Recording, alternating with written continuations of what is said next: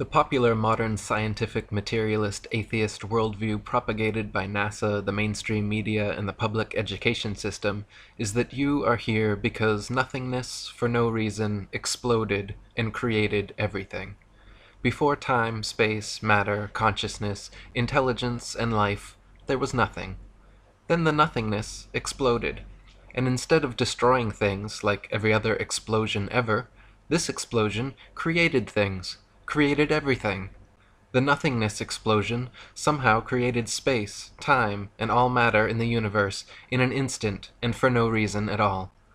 Then all of the creationary explosive debris flying outward at over 670 million miles per hour for 14 billion years culminated to create you. Yes, first some of the more gaseous nothing came together, forming suns and stars. Then solid pieces of the nothing came together, forming planets and moons. Then the nothing turned hydrogen and oxygen came together, forming water on the nothing planet Earth, out of which single-celled living organisms magically appeared, got to work dividing and multiplying into multi-celled conscious organisms, which multiplied and divided and mutated into various forms of sea life, which adapted and evolved and crawled onto land, replacing gills with lungs, lost tails, grew opposable thumbs, and started grasping at straws like this ridiculous nihilistic notion of Big Bang evolution. This anti-God materialist theory of evolution has been staunchly protected by the infallibility of science for over 150 years, but in actual fact, just as science has failed to find one true, valid proof that Earth is a ball spinning around the sun, scientists have failed to discover a single piece of evidence that the material world is a product of blind chance evolution. Furthermore, Big Bang evolution actually requires and presupposes many other claims which have already been proven false in previous chapters, such as the plurality of worlds, Newton's theory of gravity, Einstein's theory of relativity, stars being distant suns, and Earth being a planet, not a plane. Harun Yahya wrote, "Evolutionary theory claims that life started with the cell that formed by chance. According to this scenario, 4 billion years ago, various lifeless chemical compounds underwent a reaction in the primordial atmosphere on the Earth in which the effects of thunderbolts and atmospheric pressure led to the formation of the first living cell.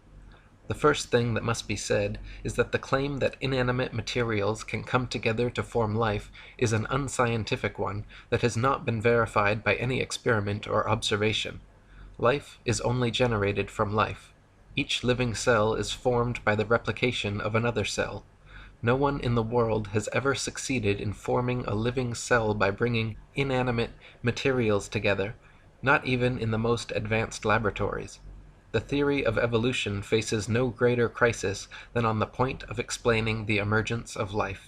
The reason is that organic molecules are so complex that their formation cannot possibly be explained as being coincidental, and it is manifestly impossible for an organic cell to have been formed by chance. How could all the interconnected and compartmentalized components, the cell wall, the cell membrane, the mitochondria, proteins, DNA, RNA, ribosomes, lysosomes, cytoplasm, vacuoles, nucleus, and other cell parts magically come together and create conscious, intelligent life from unconscious, dead matter? Just making one average-sized protein molecule is already composed of 288 amino acids of 12 varying types, which can be combined to 10 to the 300th power different ways. Of all those possibilities, only one forms the desired protein molecule, and there are over 600 types of proteins combined in the smallest bacterias ever discovered. Astronomer Fred Hoyle compared the odds that all the multifaceted and multifunctional parts of a cell could coincidentally come together and create life analogous to a tornado sweeping through a junkyard and assembling a Boeing 747 from the materials therein. Hoyle wrote that if there were a basic principle of matter which somehow drove organic systems toward life, its existence should easily be demonstratable in the laboratory. One could, for instance, take a swimming bath to represent the primordial soup Fill it with any chemicals of a non-biological nature you please, pump any gases over it or through it you please, and shine any kind of radiation on it that takes your fancy. Let the experiment proceed for a year, and see how many of those 2,000 enzymes, protein produced by living cells, have appeared in the bath. I will give the answer, and so save all the time and trouble and expense of actually doing the experiment. You will find nothing at all, except possibly for a tarry sludge composed of amino acids and other simple organic chemicals. Even if scientists placed all the chemical substances necessary for life in a tank, applied to them any processes of their choice, and waited for billions of years, not a single living cell could or would ever form. Astrobiologist Chandra Wickraman Singh wrote, "The likelihood of the spontaneous formation of life from inanimate matter is 1 to a number with 40,000 zeros after it. It is big enough to bury Darwin and the whole theory of evolution. The beginnings of life were not random. They must have been the product of purposeful intelligence. From my earliest training as a scientist, I was very strongly brainwashed to believe that science cannot be consistent with any kind of deliberate creation. That notion has had to be painfully shed. At the moment, I can't find any rational argument to knock down the view which argues for conversion to God.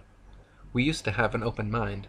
Now we realize that the only logical answer to life is creation, and not accidental random shuffling." Harun Yahya wrote, "Scientific proofs from such branches of science as paleontology, microbiology, and anatomy reveal evolution to be a bankrupt theory.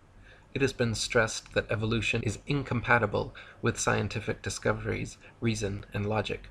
Those who believe in the theory of evolution think that a few atoms and molecules thrown into a huge vat could produce thinking, reasoning professors, university students, scientists, artists, antelopes, lemon trees, and carnations. Moreover, the scientists and professors who believe in this nonsense are educated people. That is why it is quite justifiable to speak of the theory of evolution as the most potent spell in history.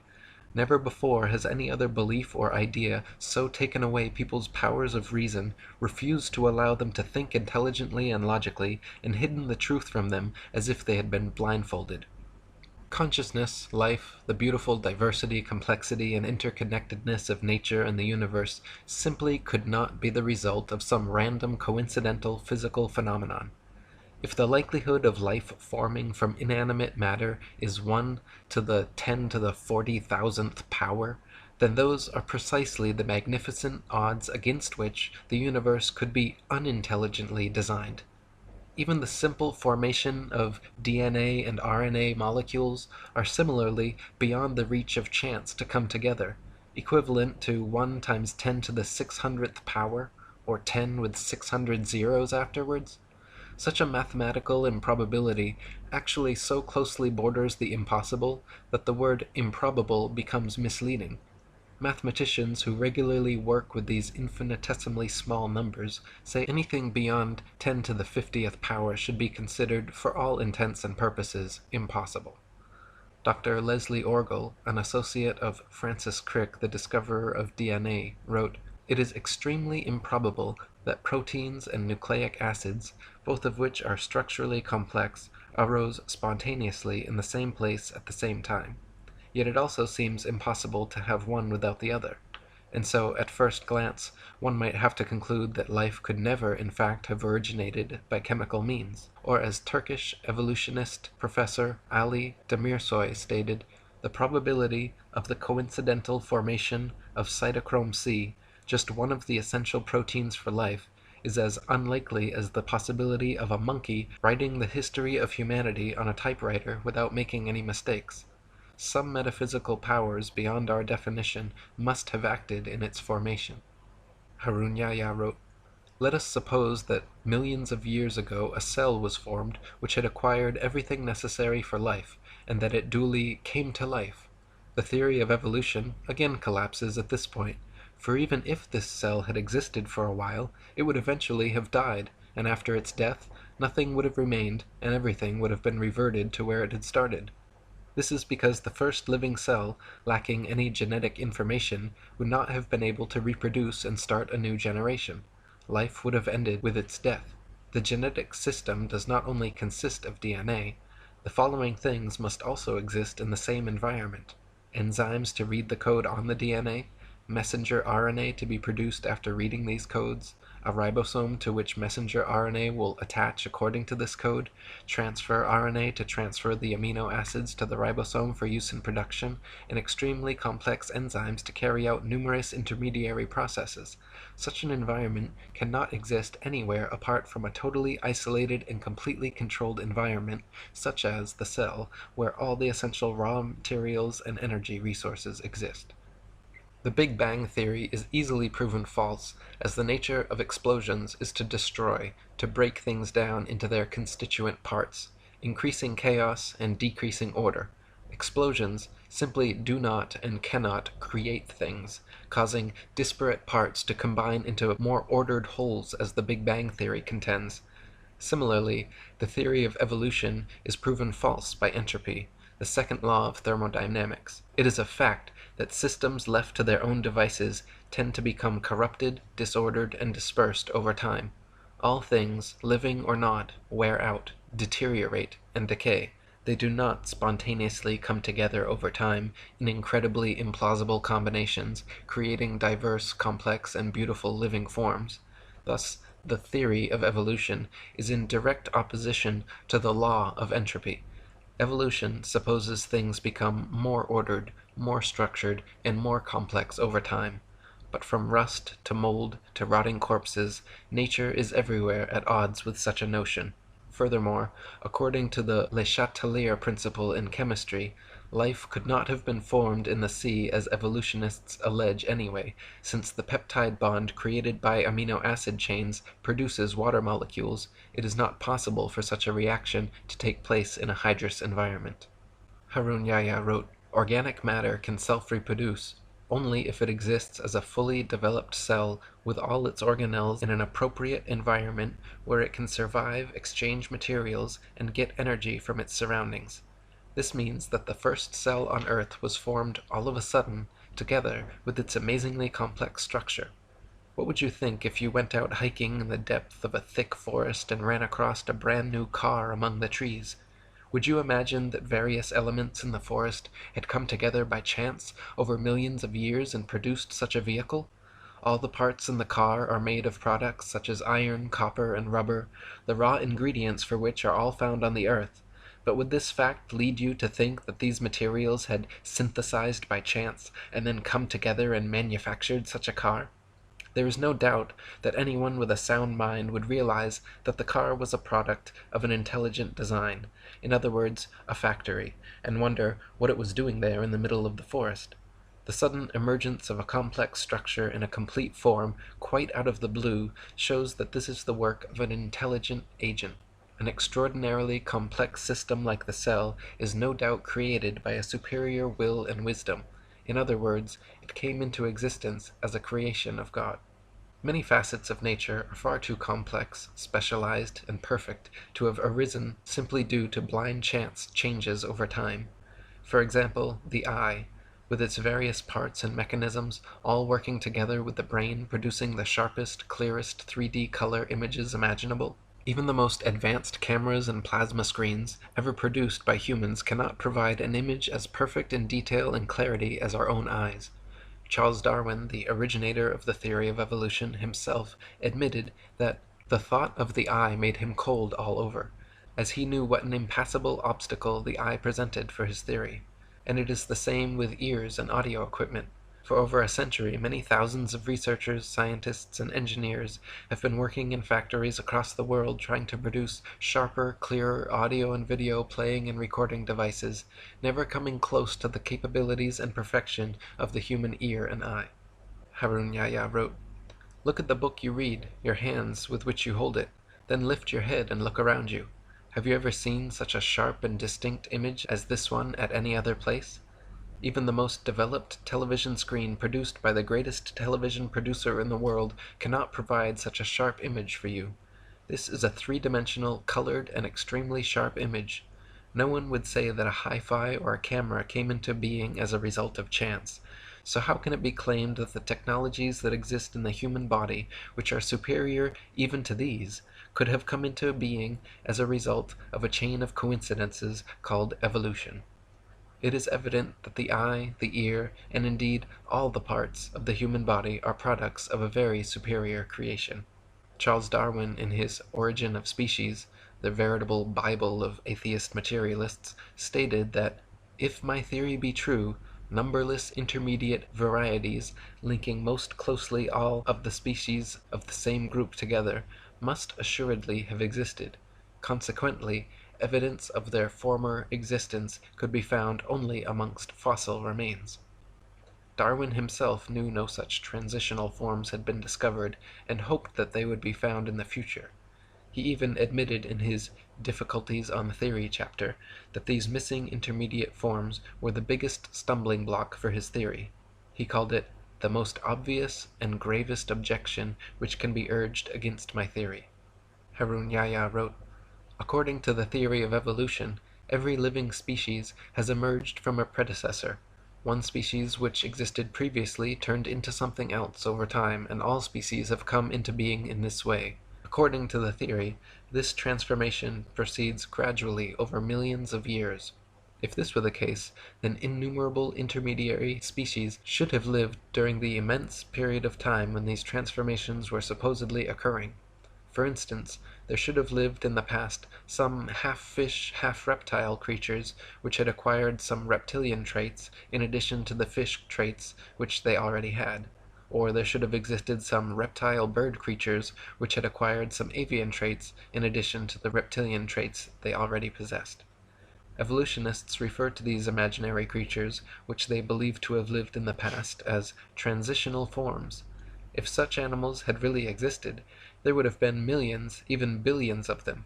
More importantly, the remains of these creatures should be present in the fossil record. The number of these transitional forms should have been even greater than that of present animal species, and their remains should be found all over the world." Darwin hoped that transitional forms of animal species gradually evolving into different species would eventually be discovered at some future time in the fossil record. To this day, however, no such transitional forms have ever been found anywhere in the world. Darwin's observations regarding natural selection and adaptation were certainly correct. So-called microevolution of various traits and characteristics within a species has been confirmed and widely exists. But macroevolution, the supposed transformation from one species into a completely different species, has never been observed, and no evidence of such evolution exists anywhere in the fossil record.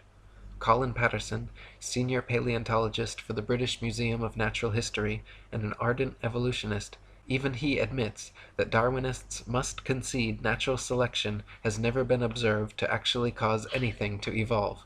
He said, "No one has ever produced a species by mechanism of natural selection. No one has ever got near it, and most of the current argument in neo-Darwinism is about this question." Harun Yahya wrote, "Even in the most scientific books about evolution, the stage of transition from water to land, one of the unexplainable points of evolution, is given in such simplicity that they do not prove to be believable even for children. According to evolution, life began in water, and the first developed animals on Earth were fish. According to the story, one day fish species developed the ability to climb out of the water and moved on land. The theory continues that fish which chose to live on land had feet instead of fins, and lungs instead of gills. In most of the books about evolution, nobody explains why the transition occurred. Even in the most scientific sources, writers suddenly jump to conclusions like, 'and transition from water to land occurred,' without providing a satisfactory answer regarding how the process worked. Yet, how did this transformation occur? It is obvious that a fish cannot survive out of water for more than 1 or 2 minutes. If we assume that a drought really existed, as claimed by evolutionists, and fish were for some reason drawn to lands, then what would happen to fish even if this process lasts for 10 millions of years? The answer is straight. Fish leaving the water would inevitably die in a few moments. Even if this process lasted for 10 million years, the answer would still be the same. All fish would die one by one. Nobody would dare say, 'Maybe after 4 million years Some of the fish suddenly acquired lungs while they were trying to survive. This would no doubt be an illogical assertion. However, that is exactly what evolutionists claim. The theory of evolution supposes that life somehow originated and evolved in the sea until somehow something that had theretofore lived only underwater grew lungs and feet and started living on land. Darwinists claim fish, creatures living only underwater, turned into amphibians, creatures living on both land and water, and then amphibians evolved into reptiles, creatures living only on land. Then they propose some reptiles evolved wings and became birds, while other reptiles evolved and became mammals. None of these transitional forms have ever been found, however, nor could they realistically exist either. For example, amphibian eggs develop only in water, whereas amniotic eggs develop only on land, so some sort of gradual step-by-step evolution scenario is impossible, since without perfect, complete eggs, a species cannot survive. Reptiles, allegedly evolving into mammals, is another example of evolutionist wishful thinking. Reptiles are cold-blooded, lay eggs, do not suckle their young, have one middle ear bone, 3 mandible bones, and bodies covered in scales, whereas mammals are warm-blooded, have live births, suckle their young, have 3 middle ear bones, 1 mandible, and are covered in fur or hair. Far too many distinct differences for gradual evolution. Reptiles evolving wings is another sheer impossibility, as the structure of land-dwelling reptiles and air-dwelling birds are far too different. Engin Qurer, a Turkish evolutionist, admits the problem wings present to Darwin's theory. The common trait of the eyes and the wings is that they can only function if they are fully developed. In other words, a halfway developed eye cannot see. A bird with half-formed wings cannot fly. How these organs came into being has remained one of the mysteries of nature that needs to be enlightened. Harun Yahya wrote, "Although it is cloaked in the guise of science, the theory of evolution is nothing but a deceit defended only for the benefit of materialistic philosophy, a deceit based not on science but on brainwashing propaganda and fraud. The theory of evolution is a theory that fails from the very first step. The reason is that evolutionists are unable to explain even the formation of a single protein. Neither the laws of probability nor the laws of physics and chemistry offer any chance for the fortuitous formation of life. Does it sound logical or reasonable, when not even a single chance-formed protein can exist, that millions of such proteins combined in order to produce the cell of a living thing, and that billions of cells manage to form and then come together by chance to produce living things, and that from them generated fish, and that those that passed to land turned into reptiles, birds, and that this is how all the millions of different species on Earth were formed?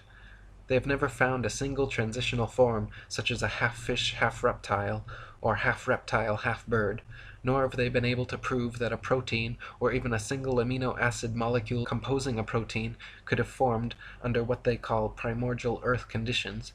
Not even in their elaborately equipped laboratories have they succeeded in doing that. Darwin's theory is a concept that concerns not only biology, chemistry, astronomy, and metaphysics, but actually formed the basis for a new political outlook as well. Within a very short time, this new progressive political attitude was redefined as social Darwinism, and as many historians have suggested, social Darwinism became the ideological basis of fascism, communism, and eugenics. Darwin's idea of natural selection and survival of the fittest were central to the insane ideologies of many of the 20th century's worst mass murderers, including Mao, Stalin, Lenin, Trotsky, Marx, and Pol Pot. Charles Darwin himself was a blatant racist who elucidated in his book The Descent of Man how blacks and aborigines, due to their inferiority to Caucasians, would be done away with by the civilized races in time. Freemasonic records state that Charles Darwin's grandfather, Erasmus Darwin, was a philosopher, scientist, and physician who advanced ideas on evolution back in the 18th century. Before coming to Derby in 1788, Dr. Darwin had been made a Mason in the famous time immemorial lodge of Canongate Kilwinning No. 2 of Scotland. He also maintained close connections to the Jacobin Masons in France and Adam Weishaupt's Illuminati. Sir Francis Darwin and Reginald Darwin, 2 of his sons, were also made Masons in Tyrian Lodge No. 253 at Derby. Charles Darwin does not appear on the rolls of the lodge, but it is most likely that he, like his grandfather, his sons, and his bulldog, T.H. Huxley, was a Mason. Charles wrote that he used to listen to his grandfather's ideas of evolution and was greatly influenced by them. Erasmus was the first man to put forward the notion of evolution in England. He was known as a respected person, but he had a very dark private life, and at least 2 illegitimate children. Charles himself would go on to marry his first cousin and have 3 children die due to complications from inbreeding. Harun Yahya wrote, Masons, thinking that Darwinism could serve their goals, played a great role in its dissemination among the masses. As soon as Darwin's theory was published, a group of volunteer propagandists formed around it, the most famous of whom was Thomas Huxley, who was called Darwin's bulldog. Huxley, whose ardent advocacy of Darwinism was the single factor most responsible for its rapid acceptance, brought the world's attention to the theory of evolution in the debate at the Oxford University Museum, in which he entered into on June 30th, 1860, with the Bishop of Oxford, Samuel Wilberforce. Huxley's great dedication to spreading the idea of evolution, together with his establishment connections, is brought into further light according to the following fact. Huxley was a member of the Royal Society, one of England's most prestigious scientific institutions, and, like nearly all the other members of this institution, was a senior Mason. Other members of the Royal Society lent Darwin significant support. In short, Darwin wasn't acting alone. From the moment his theory was proposed, he received the support that came from the social classes and groups whose nucleus was made up of Masons. An important example which proves the fact that Darwinism is one of the biggest deceptions of atheistic Freemasonry is a resolution carried in a Mason meeting. The 33rd Degree Supreme Council of Mizraim Freemasonry at Paris reveals in its minutes its promotion of evolution as science, while they themselves scoffed at the theory. The minutes read as follows. It is with this object in view, the scientific theory of evolution, that we are constantly, by means of our press, arousing a blind confidence in these theories. The intellectuals will puff themselves up with their knowledge, and without any logical verification of them, will put into effect all the information available from science, which our agentur specialists have cunningly pieced together for the purpose of educating their minds in the direction we want. Do not suppose for a moment that these statements are empty words. Think carefully of the successes we arranged for Darwinism. Atheistic Freemasonry in the United States has picked up the resolution of Mizraim before long. New Age magazine in its March 1922 issue stated that the kingdom of atheistic Freemasonry will be established by evolution and the development of man himself. As seen above, the false scientific image of evolution is a deception set in the 33rd degree atheist Masonic lodges. Atheist Masons openly admit that they will use the scientists and media which are under their control to present this deception as scientific, which even they find funny. The Mimar Sinan journal, published by the Turkish Great Freemasonry Lodge, has openly discussed their mission to use Darwinism to overthrow religion and belief in God. One article mentioned, "Today, the only valid scientific theory accepted both by most civilized countries and underdeveloped ones remains to be Darwinism. However, neither the Church nor other religions have collapsed yet. The legend of Adam and Eve is still being taught as religious teaching in holy books." In other words, it seems that one of the main goals of modern Masons, besides convincing people of the Ball Earth and Big Bang, is to abolish creationism and replace it with their godless myth of blind chance evolution. Just like Copernicus never claimed to have any new or special evidence for his heliocentric theory, Darwin never claimed to have any verifiable scientific evidence proving his evolution theory. Yet here we are 150 years later, no closer to a proof of either, but with the vast majority of indoctrinated sheeple convinced they are monkey men hanging from a spinning ball. Harun Yahya wrote, "When we look at the Western media carefully, we frequently come across news dwelling on the theory of evolution. Leading media organizations and well-known and respectable magazines periodically bring this subject up. When their approach is examined, one gets the impression that this theory is an absolutely proven fact, leaving no room for discussion. Ordinary people reading this kind of news naturally start to think that the theory of evolution is a fact, as certain as any law of mathematics. They print headlines in big fonts. 'According to Time magazine, a new fossil that completes the gap in the fossil chain has been found.' or nature indicates that scientists have shed light on the final issues of evolutionary theory. The finding of the last missing link of the evolution chain means nothing because there is not a single thing proven about evolution. In short, both the media and academic circles, which are at the disposal of anti-religionist power centers, maintain an entirely evolutionist view, and they impose this on society. This imposition is so effective that it has in time turned evolution into an idea that is never to be rejected. Denying evolution is seen as being contradictory to science and fundamental realities. The information we have considered throughout this book has shown us that the theory of evolution has no scientific basis, and that, on the contrary, evolutionist claims conflict with scientific facts. In other words, the force that keeps evolution alive is not science. The theory of evolution is maintained by some scientists, but behind it there is another influence at work. This other influence is materialist philosophy. Materialist philosophy is one of the oldest beliefs in the world, and assumes the existence of matter as its basic principle. According to this view, matter has always existed, and everything that exists consists of matter. This makes belief in a creator impossible, of course, because if matter has always existed, and if everything consists of matter, then there can be no supermaterial creator who created it. The fact of the matter is, evolution is, was, and always has been a foregone conclusion by people looking for any answer other than God. When you metaphysically exclude the existence of an intelligent, creative consciousness behind the creation of the material world, the only answer left is random happenstance. Everything must be the result of coincidence, chance, and circumstance once you have excluded the possibility of a supreme intelligent creator. But no matter how diligently it is denied, the truth remains. You simply are not some cosmic accident, not the result of random happenstance, chance, or coincidence. Your eyes, your ears, your feelings, your life and consciousness are all the result of the most supremely intelligent design. My previous book, Spiritual Science, is a 284-page refutation of materialist science and philosophy, which proves far beyond any reasonable doubt that atheistic materialism is an invalid, untenable, destructive philosophy, and that consciousness and intelligence existed before and beyond all space, time, and matter. Malcolm Muggeridge, an atheist philosopher and supporter of evolution for 60 years, finally admitted before his death that I myself am convinced that the theory of evolution, especially the extent to which it's been applied, will be one of the great jokes in the history books in the future. Posterity will marvel that so very flimsy and dubious an hypothesis could be accepted with the incredible credulity that it has.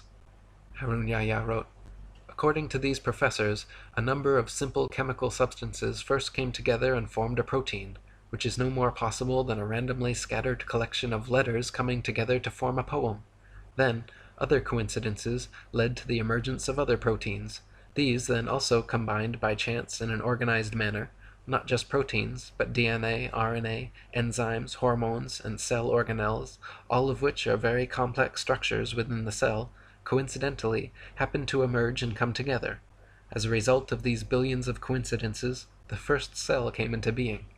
If you put a carved stone or wooden idol in front of these people and told them, look, this idol created this room and everything in it, they would say that was utterly stupid and refuse to believe it.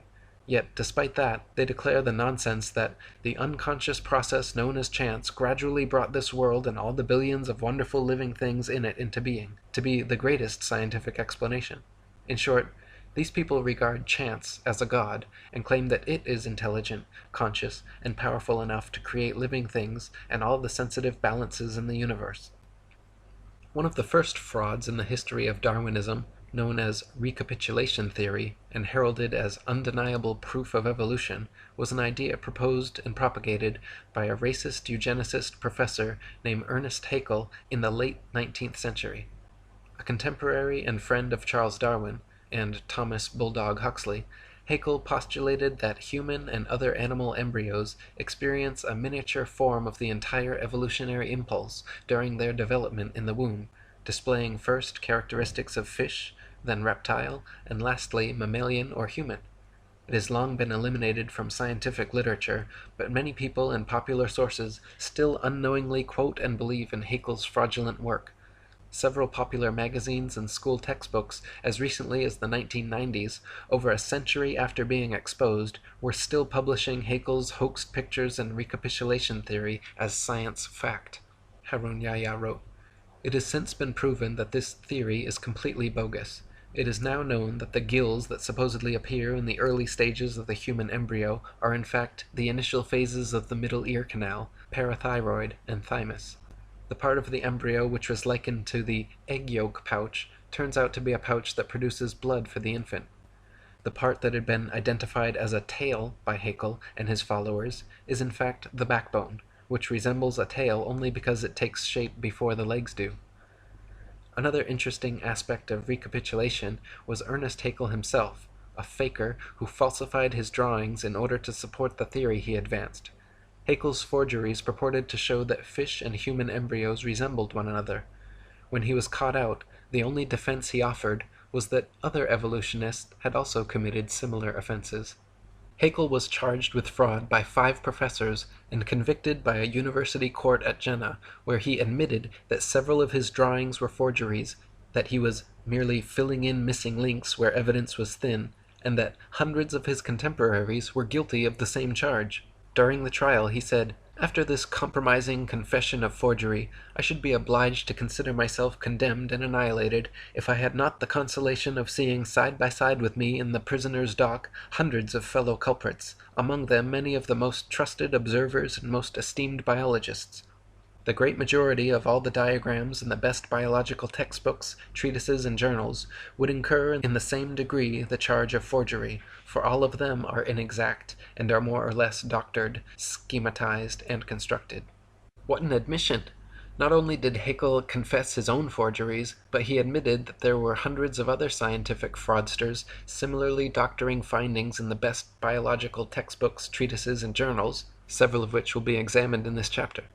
As it turns out, Haeckel had simply copied and printed the same human embryo pictures several times over, claiming each were various other animal embryos with exact parallels, when in fact the parallels do not exist, and the pictures were copies he knowingly and intentionally made to suit his recapitulation idea. Malcolm Bowden wrote, "To support his theory, Haeckel, whose knowledge of embryology was self-taught, faked some of his evidence. He not only altered his illustrations of embryos, but also printed the same plate of an embryo 3 times, and labeled one a human, the second a dog, and the third a rabbit, to show their similarity." Dr. Michael Richardson wrote, "This is one of the worst cases of scientific fraud. It's shocking to find that somebody one thought was a great scientist was deliberately misleading. It makes me angry. What Haeckel did was to take a human embryo and copy it, pretending that the salamander and the pig and all the others look the same at the same stage of development. They don't. These are fakes." For the past 150 years, evolutionist scientists have been working diligently to propagandize the public into believing that modern humans are descended from ancient apes.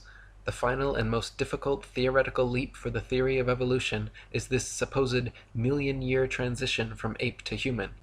The utter impossibility of evolving abilities like bipedality, erect spinal columns, and complex linguistic skills has been debated since the theory was first presented, but such obstacles will never stop die-hard evolutionists set on discovering, or inventing, a believable monkey-man transitional species.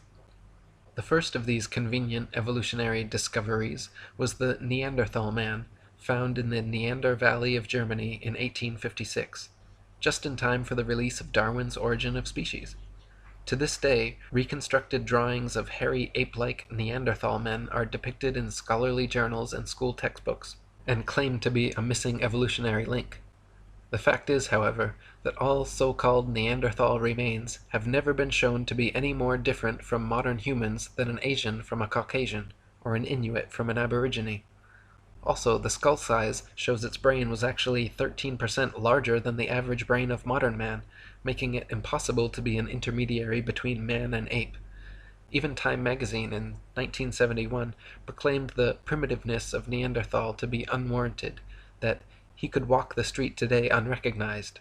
One writer even commenting that historians of the future may declare all of us insane for not detecting and refuting this incredible blunder with adequate determination. One of the main proponents pushing Neanderthal man as an authentic species nowadays is Rainer Prosch, a German professor who dated the fossils at 36,000 years old, allowing them to fit perfectly in the evolutionist timeline. In 2005, however, Prosch was forced to retire in disgrace by a panel of Frankfurt University heads who determined he had fabricated data and plagiarized the work of his colleagues over the past 30 years. The once renowned carbon dating expert has presently been completely ostracized from the scientific community. It has since been determined that all Neanderthal skeletal remains are no more than a few thousand years old, some only a few hundred. They have also found modern human DNA in the bones, that their brain capacity was 13% larger than the modern average, their height 5'9", comparable to our average, and they had advanced tools, buried their dead, and enjoyed art. University of Berlin professor Rudolf Virchow, Ernest Haeckel's former professor and the father of modern pathology, back in 1872 concluded the original Neanderthal remains were simply that of an unfortunate Homo sapiens who had suffered childhood rickets, adult arthritis, and was victim to several damaging blows to the head. Eric Trinkaus, a paleoanthropologist from New Mexico University, concluded his examination stating, "Detailed comparisons of Neanderthal skeletal remains with those of modern human have shown that there is nothing in Neanderthal anatomy that conclusively indicates locomotor, manipulative, intellectual, or linguistic abilities inferior to those of modern humans." In 1891, the next ape-man discovery was found in Java, Indonesia, by Eugene Dubois, who coincidentally happened to be a student and apprentice of evolutionist hoaxer Ernest Haeckel. Dubois found a skull cap, a leg bone, a jaw fragment, and 3 teeth, from which he reconstructed the ape-like Java man. Within 10 years of its discovery, Java man was the main subject of over 80 evolution books and articles. It was given the scientific name of Anthropopithecus erectus, and later changed to Pithecanthropus erectus, and finally Homo erectus, undoubtedly for superficial pseudoscientific reasons. Hank Hanegraaff wrote, "Java man was discovered by a Dutchman. I'm a little embarrassed by that because I'm a Dutchman myself. His name was Eugene Dubois. The bones were found in 1891 on an Indonesian island of Java in Southeast Asia along the banks of the Solo River. And there was an interesting assortment. He found a leg bone, a skull cap, a jaw fragment, and 3 teeth. And that's what he concocted Java man from. Interestingly, some of the teeth were old and some young. The bones belonged to ape, female and male. It was an interesting conglomeration, and the reason that people didn't catch on to it is because the find of Dubois was kept from scholars for about 30 years. He also withheld the discovery of modern human remains, which were found in the same stratum as Java man. Of course, that would have ruined his claims that Java man was the ancestor of modern-day humans. Finally, enough pressure was placed on him that the actual bones were allowed to be examined and the discrepancies were found, and eventually enlightened America, as well as the world, found out that this was a hoax. Unfortunately, hoaxes die hard. Recently, Time magazine ran a cover story entitled "How Man Became Man," and starts off ridiculing Christians and creationists, then goes on to present Java man as though it were a fact. Java man's teeth were found to be of different ages, and the bones a mixture of human and ape, with a giant gibbon skull. Rudolf Virchow, Haeckel's own professor and the foremost pathology expert of his time, stated, "In my opinion, this creature was an animal, a giant gibbon in fact, and the thigh bone has not the slightest connection with the skull." He and many others have concluded the thigh bone is quite clearly human, while the skull cap and teeth belong to a primate. In 1912, a doctor and paleoanthropologist named Charles Dawson claimed to have found a jawbone and cranial fragment of an ape-man transitional form in a pit in Piltdown, England. It was alleged to be 500,000 years old, and was displayed as absolute proof of human evolution in museums across the world. For the next 40 years, scores of scientific articles, artist reconstructions, and over 500 doctoral theses were written about Piltdown Man. Objections and criticisms were raised immediately by contemporaries like Arthur Keith, but managed to be mitigated by Dawson until 1953, when tests proved conclusively that the Piltdown skull was actually human and only a few hundred years old, while the lower protruding jaw was from a recently deceased orangutan. Investigators found that Dawson had artificially worn down the orangutan jaw and that the primitive tools discovered alongside the fossils were imitations Dawson had sharpened with steel implements. Dawson also filled the molar surfaces of the teeth to more resemble those of man, and stained all the fossils with potassium dichromate to give them an antiquated appearance. The stains quickly disappeared when dipped in acid, however. Wilfrid LaGraw-Clark, a member of Joseph Weiner's team who uncovered the forgery, stated that the evidences of artificial abrasion immediately sprang to the eye. Indeed, so obvious did they seem, that it may well be asked, how was it that they had escaped notice before? Within days, Piltdown Man was removed from the British Museum where it had been on display for 4 decades. Since conclusively being proven a hoax in 1953, many of Dawson's other paleontological finds have also proven to be fakes or planted. In 2003, Dr. Miles Russell of Bournemouth University published the results of an investigation into Dawson's antiquarian collection, concluding that at least 38 specimens were clear fakes, noting that Dawson's entire academic career appears to have been built upon deceit, sleight of hand, fraud, and deception, the ultimate gain being international recognition. The next fraudulent attempt at creating and propagating a supposed ape-man transitional form was carried out in 1922 by Henry Fairfield Osborn, co-founder of the American Eugenics Society, president of the White Supremacist Pioneer Fund, and director of the American Museum of Natural History. Osborn declared that he had been sent an anomalous tooth found in Snakebrook, Nebraska, which had characteristics of both ape and man. He determined that it came from the Pliocene period of ancient history, and affectionately labeled the tooth's owner Nebraska Man. Harun Yahya wrote, Nebraska Man was immediately given a scientific name, Hesperopithecus haroldkukei. Many authorities gave Osborn their support. Based on this single tooth, reconstructions of the Nebraska Man's head and body were drawn. Moreover, Nebraska Man was even pictured along with his wife and children as a whole family in a natural setting. Once Nebraska Man made the media rounds of popular publications, and the pliable public was sufficiently propagandized, the story disappeared until 1928, when William Bryan and William Gregory had the opportunity to independently examine the tooth. Their investigations both conclusively found that the tooth did not belong to a man or ape, but was actually from an extinct species of wild American pig called Presthenops. After William Gregory published his article, Hesperopithecus, apparently not ape nor a man, in Science magazine, all drawings and models of Nebraska Man and his family were quickly removed from evolutionist publications. Henry Osborn himself was forced to concede that Nebraska Man, Hesperopithecus haroldkukei, the supposed example of the Pliocene Pithecanthropus erectus, and his whole imaginary family were completely fictional fabrications. He never admitted to intentional fraud, and why would he?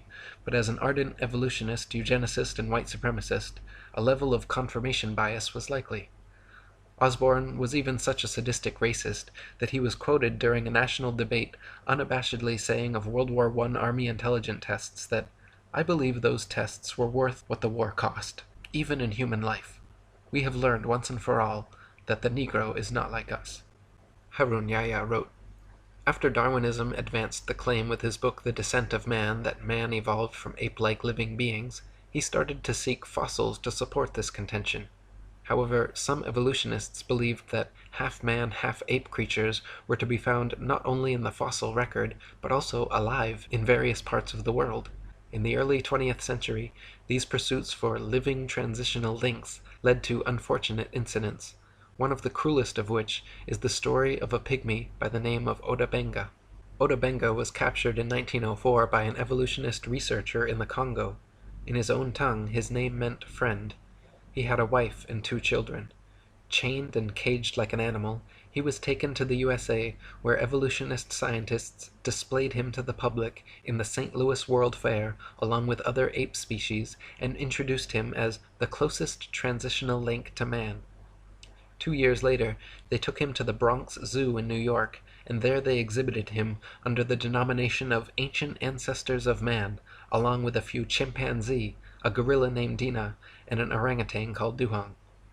Dr. William Hornaday, the zoo's evolutionist director, gave long speeches on how proud he was to have this exceptional transitional form in his zoo, and treated caged Otabenga as if he were an ordinary animal.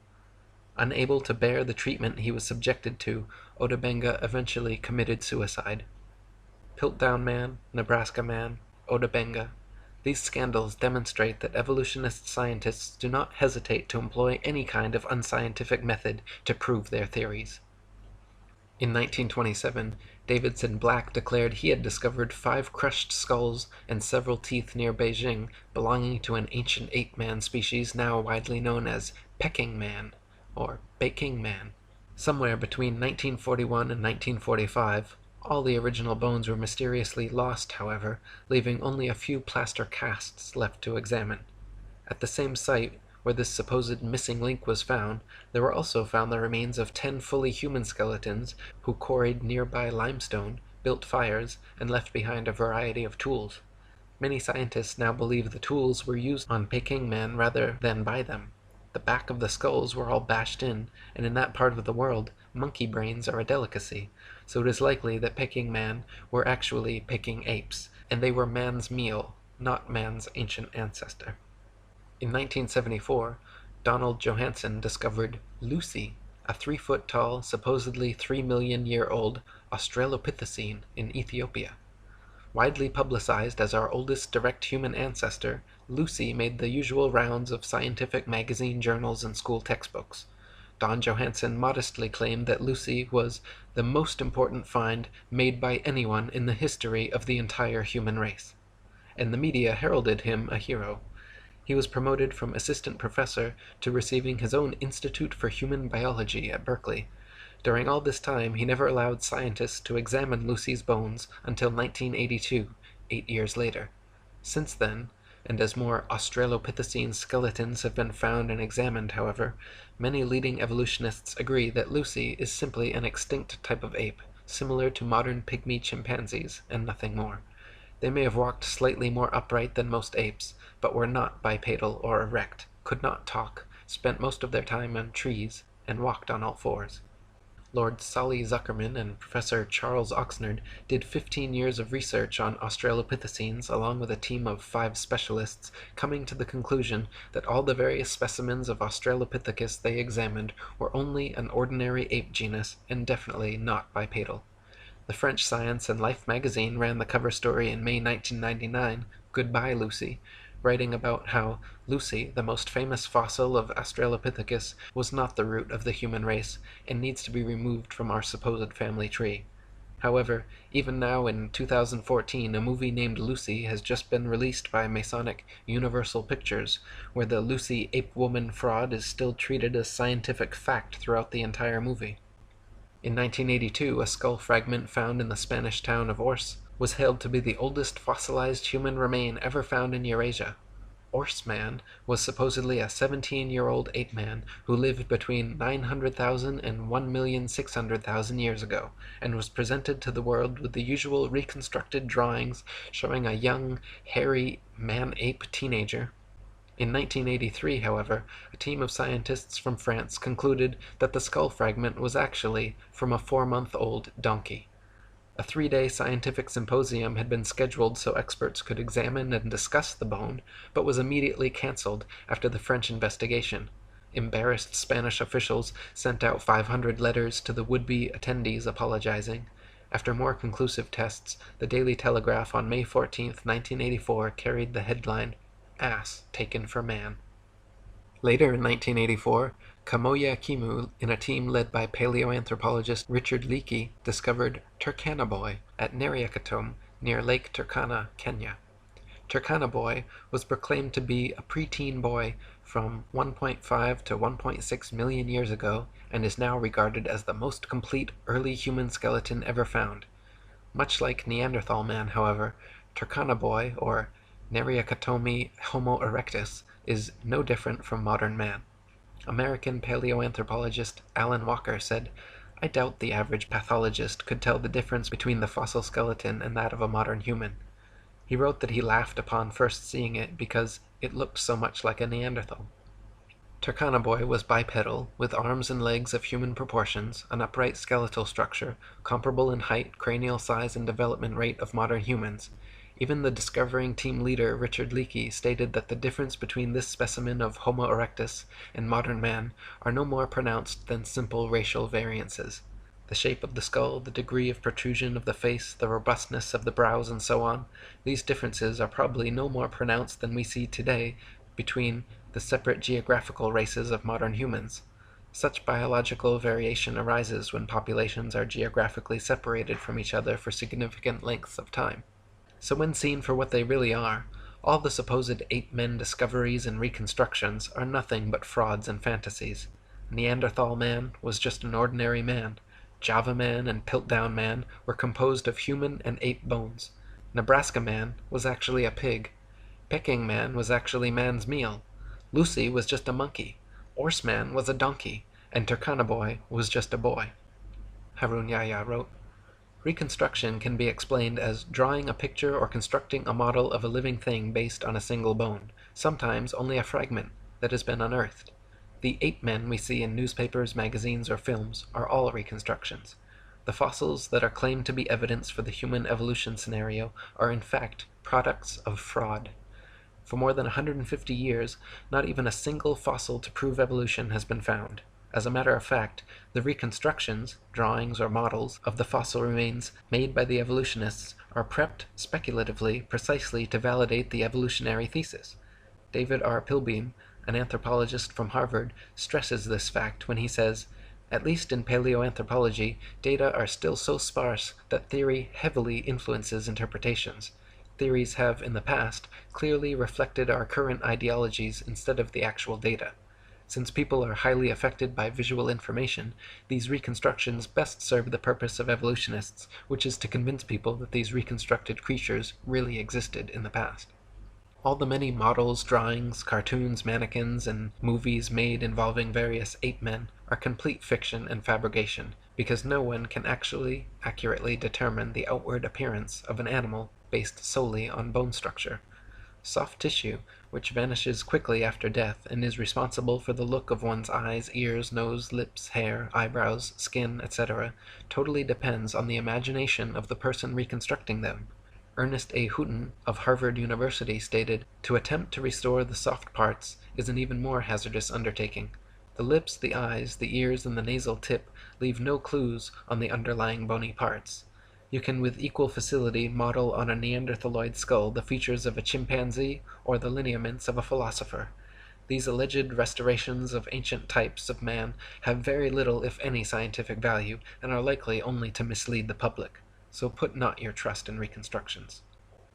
There is no concrete fossil evidence to support the ape-man image which is unceasingly promulgated by the media and evolutionist academic circles.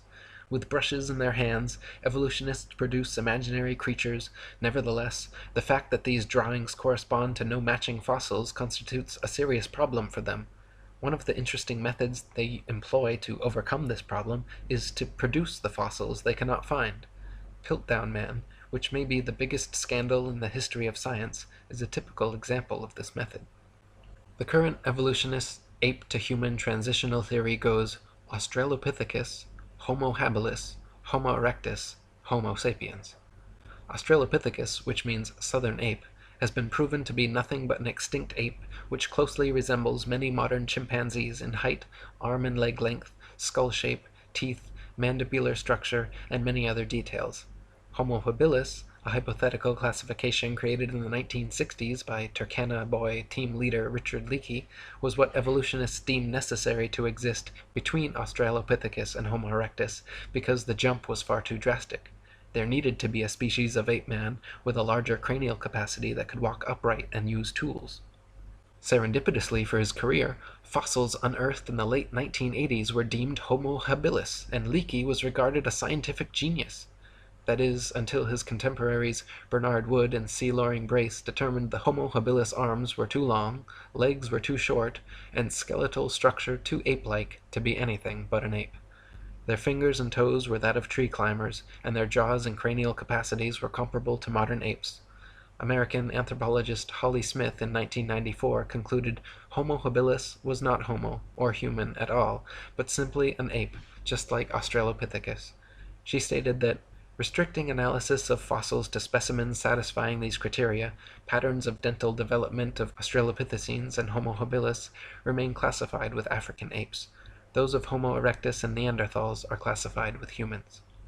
So, Australopithecus and Homo habilis, the first two classifications, are both actually fully ape, while Homo erectus and Homo sapiens, the second two classifications, are in fact fully human and comparable to modern man, with variances no greater than the natural variances of race and genetics.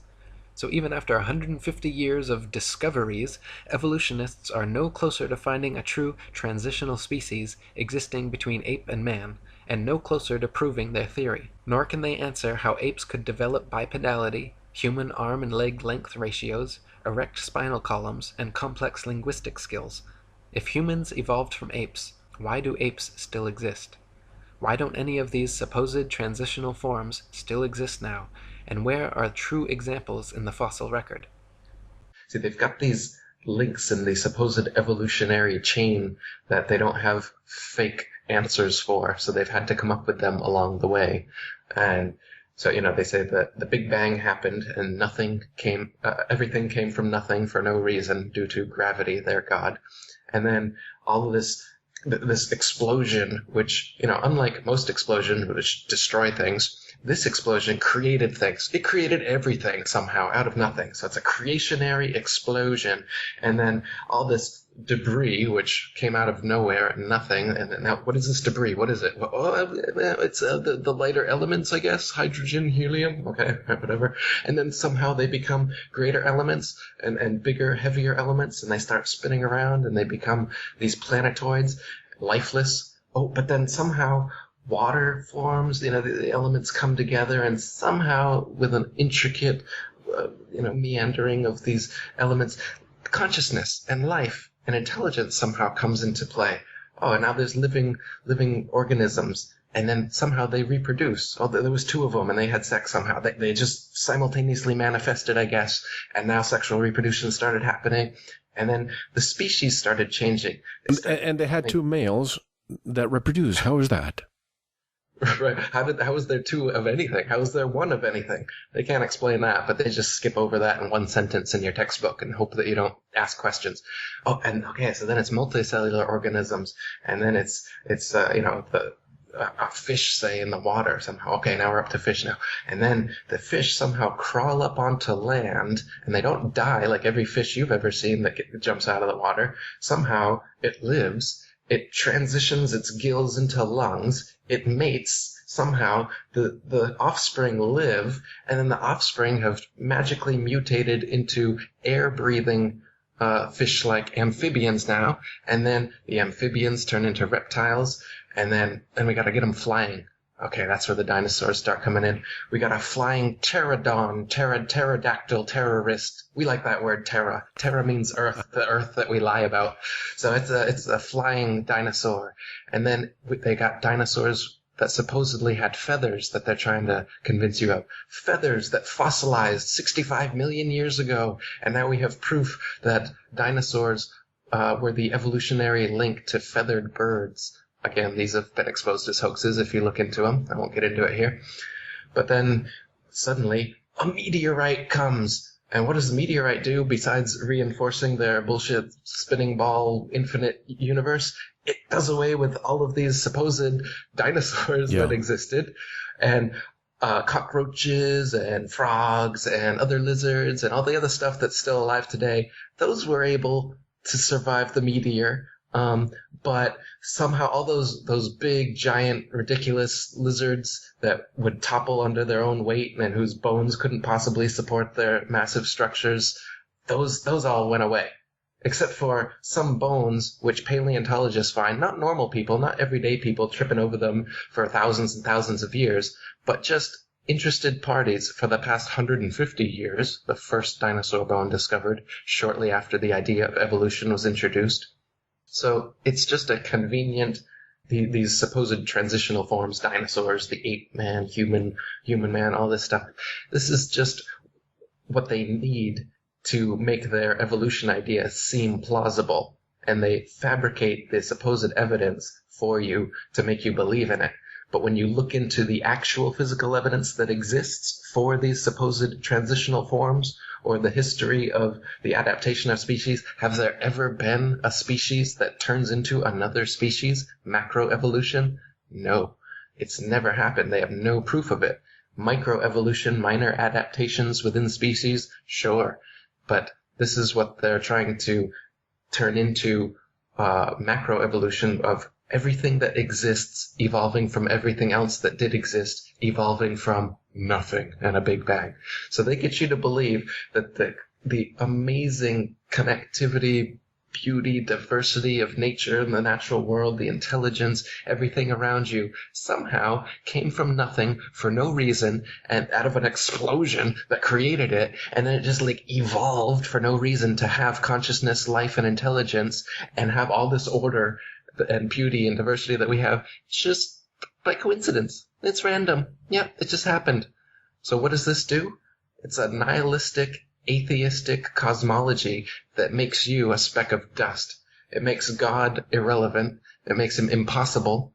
It makes you a purposeless, meaningless accident of an explosion that just happened to be now. So how do you live? How do you live your life when you believe that kind of cosmology? Well, it's all about me. Nothing really matters, so I might as well just have a good time, do what I want with my life, consume, which is exactly the way society is set up and the way that the people who control society and who have fed you this myth for centuries anyway, that's what they want. And that's why you behave this way and think this way. And that's why you scoff at people that know that they were intelligently designed by an intelligent designer. That's why you scoff at people that know that we're on a flat, motionless earth. And you laugh your hearty, spinning ball earther laugh where you think that you know something because you've seen CGI pictures